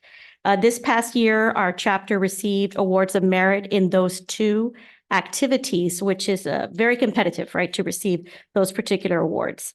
We've also been named a Texas Top Chapter, I want to say 5 times in the last 15 years, as well as a Top 100 chapter out of the 1,300 worldwide chapters 4 times in the last 15 years. So our students have done an amazing job representing Laredo College. And we just wanted to take a few minutes to acknowledge the work that they've done. And then, of course, also just provide you all with information about our organization and kind of spread the word about or the awareness of our organization here on campus and also show our appreciation for the support that we've always received. So if you would take a look at the handout that was provided to you, there's lots of things to mention here, including the outstanding work of our advisors. Between Dr. Salinas and Mr. Montemayor, Dr. Ramos, and myself, we really have served as a team over the last 20 years to guide our local students to all kinds of academic success through this program. So I'm very, very grateful to have worked with such a wonderful group of advisors who really deserve recognition for the number of years that we've served, as well as for the outstanding leadership that this team has provided for our students. So thank you very much. Did you all have any questions? Dr. Ramirez. Any questions? I'm sorry. Yes, can we, how many students are you taking in April to the conference? We're actually leaving 1 week from today. We're taking 4 of our officers to the 2024 Catalyst Convention, which is going to be held in Orlando, Florida this year. Last year, we took 4 officers as well to the convention, which was in Ohio. I wish we could take more, right? But these types of conventions are very, very expensive. It involves airfare, hotel, travel, registration fees, food, lodging, transportation fees. So I'm very happy that we're able to take, 4 or 5 students each year to this convention. It's a wonderful experience. The keynote speakers are amazing. The students have the opportunity to participate in the largest university transfer fair in the country. And it's a wonderful learning experience for our students, many of whom have never traveled, have never left the state of Texas, have never been to any kind of convention, academic type of meeting in any form. And they're always so incredibly grateful and enthusiastic. And it's just an eye-opening, wonderful professional experience for our students that otherwise they may not have the opportunity to participate. They'll never be the same. No, never. It's a wonderful experience. So maybe next month you can report back with your students, how the conference goes. Yes, we would love to do that. And we would love to come back from that particular convention with more stories of our student success. Great. Congratulations. Thank you very much. Good job.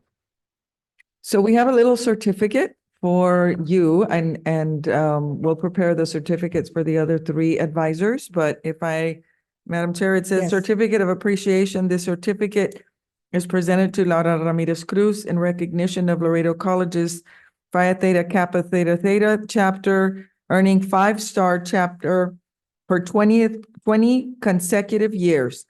Presented this 28th day of March, 2024. Ms. Lupita Cepeda, President of the Board of Trustees, and myself. Thank you so much. Wonderful. Thank you.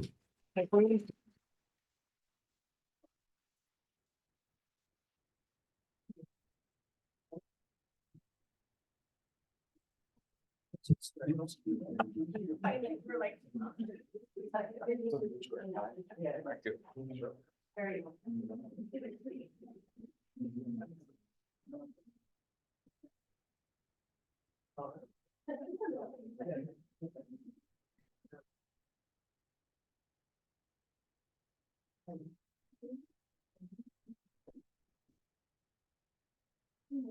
Thank you. Thank you very much.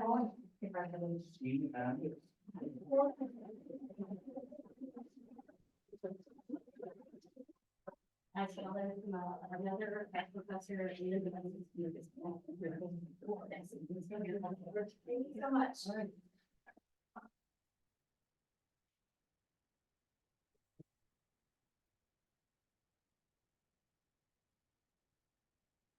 Thank you so much for all the information. And we look forward to hearing what all the students learn when you all get back. Thank you. The next item is 12I, Laredo College Water Rights Report. Mr. Cesar Vela. Good evening, Madam Chair, members of the board, Dr. Ramirez, Cesar Vela, Vice President of Finance and Administration. For the record, just to provide you a quick update on the water rights account that is owned by the college. Currently, the college owns water rights of approximately 31 acre feet, which is equivalent to 10.1 million gallons of water per year. The account was first conveyed to the college from Dye Trucking Company back in 1991. The account has been inactive since 1992. We did send a request to the Rio Grande Water Master's office to have the account reinstated back in February. We received approval and the account was reinstated on March the 5th, 2024 at 22%. That is equivalent to 2.2 million gallons of water per year. The next step is to now work on the infrastructure to be able to get the water for irrigation purposes here at the main campus. We do have a deadline that we need to meet. We do have to put the account to use by December. If not, the account will be deactivated again. So the next step is now to go ahead and work on the infrastructure. We're projecting that'll take us a couple of months to get that in place so that we can start using the water that's available to the college from this account. Madam Chair. Chair recognizes Mr. Martinez and then Mr. Delgado. Well, thank you very much, Madam Chair. It is extremely important that we preserve these water rights. As time has passed, more and more of these water rights become more valuable. And I think it is imperative that we actually be very aggressive and make sure that we do have these water rights and, of course, continue to activate these. The problem is that we have experienced over the years.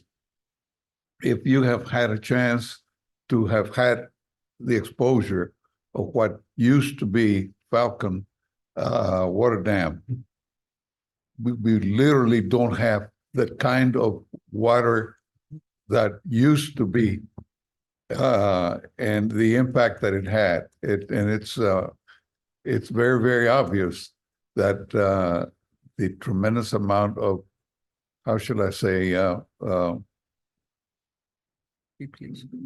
tremendous lack of water that actually no longer is available. And of course, to be also as another observation, the Lower Rio Grande Valley people are very, very concerned about it because they depend on the water from the Rio Grande River and what the Falcon Dam used to provide, which is no longer the way it used to be.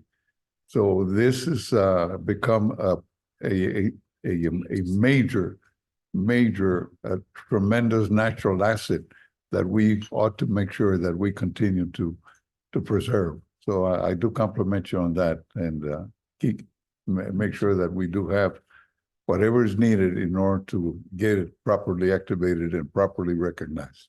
Thank you. Thank you, Madam Chair. You're welcome, sir. Just out of curiosity, do you know how much money we're going to be saving once all is said and done? So we're working on that number. We need to get the cost per gallon. We'll provide that information. Thank you. But yes, we were trying to figure out, I know that we just on our books, we had a very small amount of what that value was. But looking at the current rates that we're paying, obviously that amount has now that value has gone up. So we are getting the rates so that we can calculate a value to it and make an adjustment to it. And there's gonna be a cost to set all this up, right? Yes, well, we are going to incur a cost in getting a pump and obviously the infrastructure, the lines, the irrigation lines over so that we can start utilizing the water to irrigate our fields. Any other questions? Thank you, Mr. Vella. Thank you. Next is 13 executive session, 13A, employee complaint and EEOC charge arising from a grievance heard by the Laredo College Board of Trustees.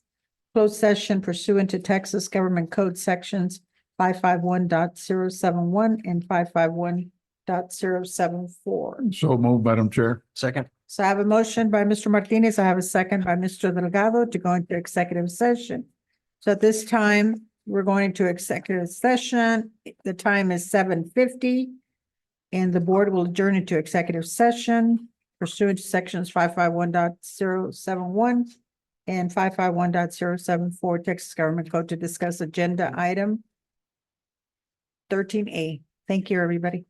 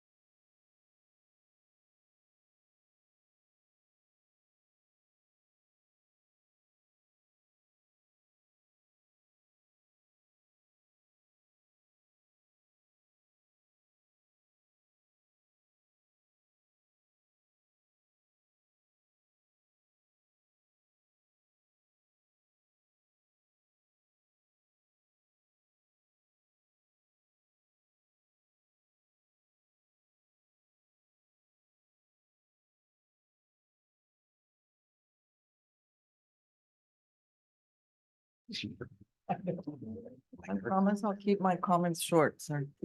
When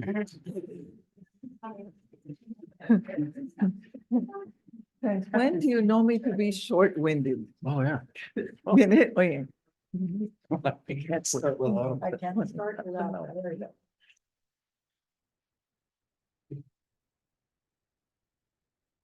Did you all get abandoned? Did everybody else leave?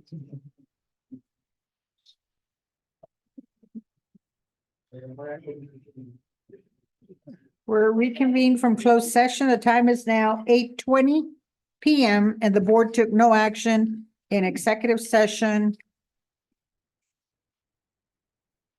Will take appropriate action on items if necessary as discussed in closed session. So in item number 14, discussion and possible action, 14A, employee complaint and EEOC charge arising from a grievance heard by the Laredo College Board of Trustees. Madam Chair, I move that the Laredo College Board of Trustees authorize the college president to retain outside counsel for this item in accordance with discussions held in executive session. So I have a motion by Mr. Delgado. I have a second by Mr. Rangel. Any discussion? Not heard. All in favor? Aye. Any opposed? Motion carries. Next item is we have bless you, number 15, President's Remarks. 15A is Campus Police Personnel and Travel Reports. 15B is President Remarks. Dr. Minita Ramirez. Thank you, Madam Chair. Thank you, Board of Trustees, and those of you that are still here.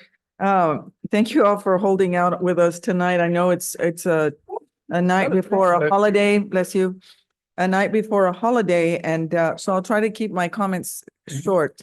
I just wanted to let you know that last week, Dr. Hernandez and I traveled to Region 1 for a conference in which I was the keynote speaker for the one-day conference.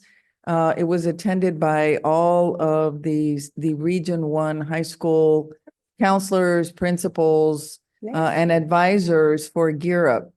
And the work that they're doing to help navigate students towards higher education was culminated at the very end with my closing remarks and discourse. So it turned out very nice. It was very well attended. We were very happy to be there. A couple of things. Last Friday, LUSBA, one of our partners, the Laredo Licensed Customs Brokers Association, had their annual mixer at the commander's home. It was very well attended. The staff did a marvelous job having everything ready. Lupe and Christina did a great job, and they brought their own food, their own waiters and things. And so everything turned out very nice.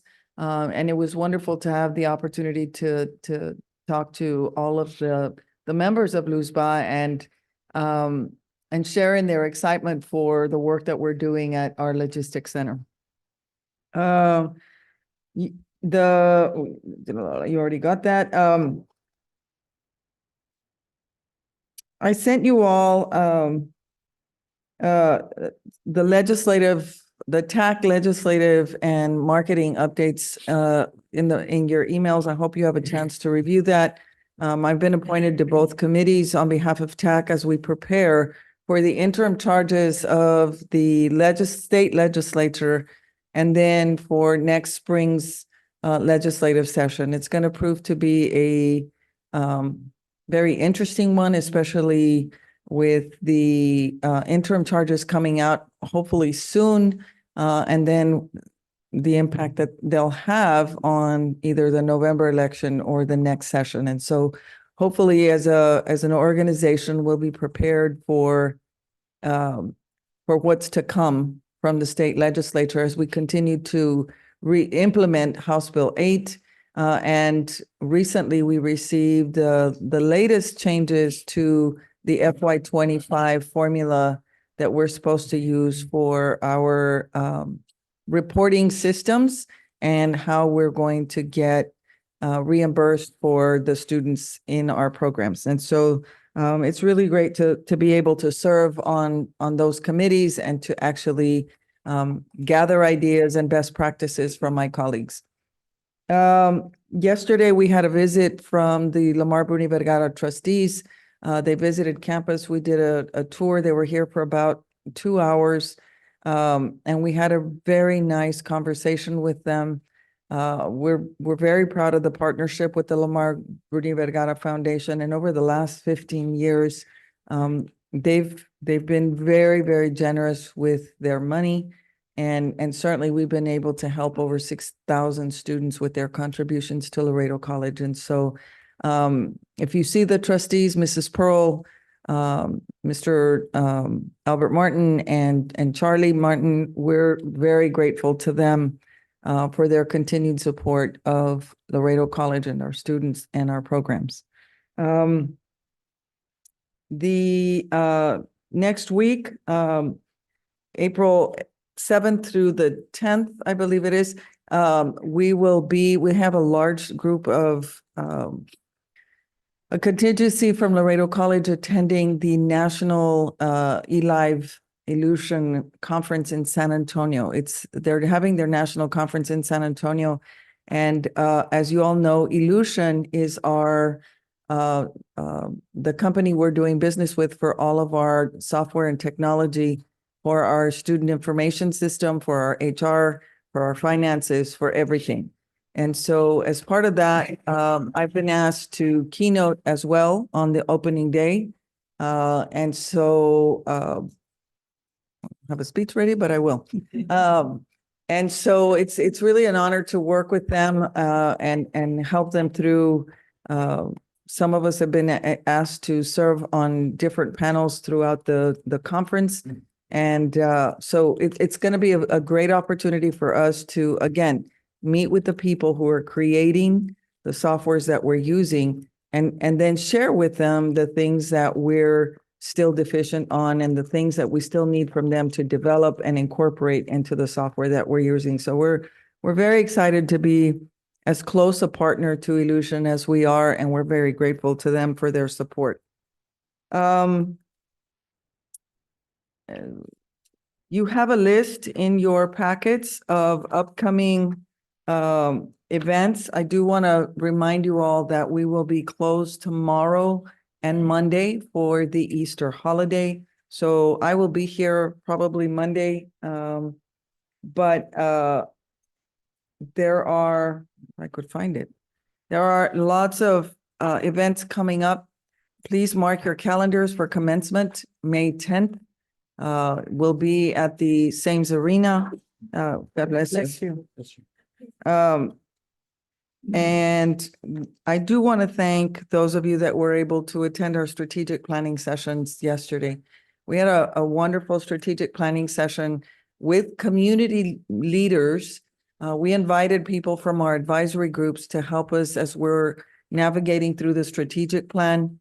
We are also meeting with the committee to start reviewing applicants for our master plan, awarding for a contract, and then begin the process of the master plan. Ideally, our strategic plan, our master plan, our strategic enrollment plan, and our marketing plan will all align together. Hopefully by December, everything will be completed and everything will align together. And so everything will fall in line with the strategic plan. If it's not in our plan, then we either amend the plan or we don't do it. Because that's how we're going to be able to keep our checks and balances on our budgets, on how we develop programs, on how we expand programs, on what are going to be our future needs for facilities and for employees and students and everything else. And so it's all going to tie in together, I hope. In the ideal world, it will. And we have a really strong team that's leading that. Dr. Ariasola and Dr. Martinez, they've done a great job in leading the way. And we have a wonderful consultant, Dr. Debbie Gaitan from Alamo Colleges, who's been helping us through the strategic planning process.